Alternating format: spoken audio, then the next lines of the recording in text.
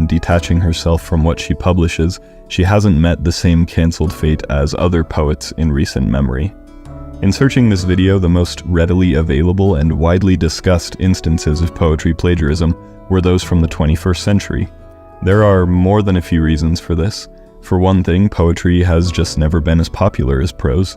When people consider a history of literary plagiarism, the flashier cases are never those revolving around poetry. Moreover, with the advent of social media and the internet at large, it's become easier than ever to detect poetic plagiarism. Victims who would have been nameless in a previous era can now make their voices heard when they're stolen from. Indeed, Eliza Grace picked the worst point in history to be a plagiarist. Plagiarism during the English Renaissance, for example, is hard to identify.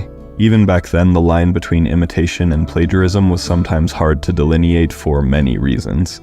In his book, Plagiarism and Imitation During the English Renaissance, Harold Ogden White explains that Renaissance authors could translate plays from Greek to Latin and claim the translated play as their original work. That said, at least the playwrights were attributing the original plays to their proper authors. As White put it, open avowal of imitation is likewise a cardinal point in classical literary theory. White also writes, underlying these two basic principles, imitation is essential, fabrication is dangerous, is a third which goes far to account for them. Subject matter is common property. Now, I think most writers would agree with this. No one should hold sole claim to any subject matter or idea on the whole. That's how authors land themselves in an Addison Kane situation. If you don't know what I'm talking about, here are Lindsay Ellis's videos on the subject. They are wildly entertaining. However, some classical authors whom the Renaissance writers respected greatly may have taken the idea of common property a little too far. White cites Seneca the Elder, writing, "When one writes on topics already treated, Seneca insists he is not pilfering them as if they belonged to someone else, for they are common property. The best ideas are common property," he further maintains.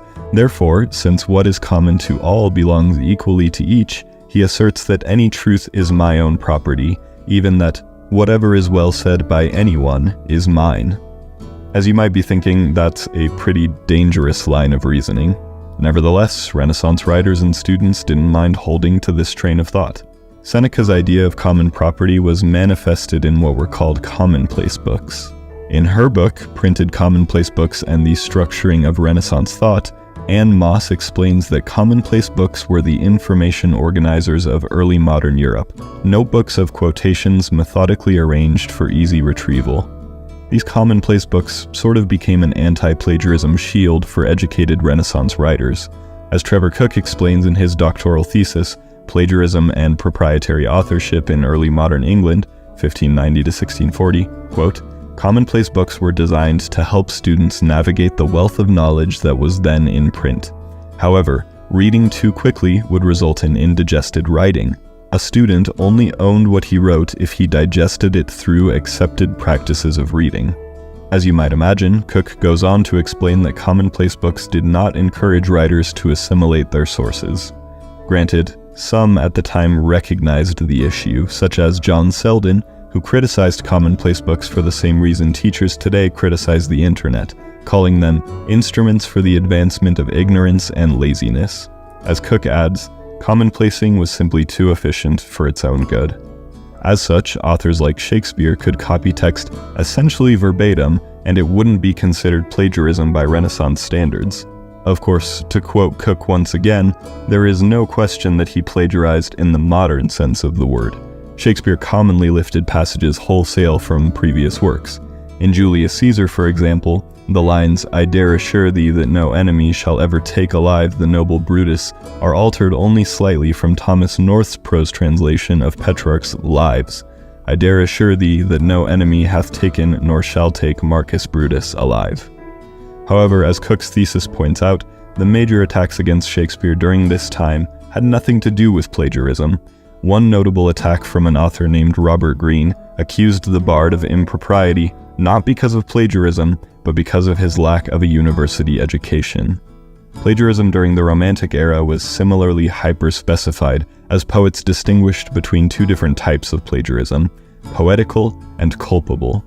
As Tilar J. Maceo writes in her book Plagiarism and Literary Propriety in the Romantic Period, only culpable plagiarism represented a moral indictment of an author, and it was almost impossible to demonstrate conclusively during the period.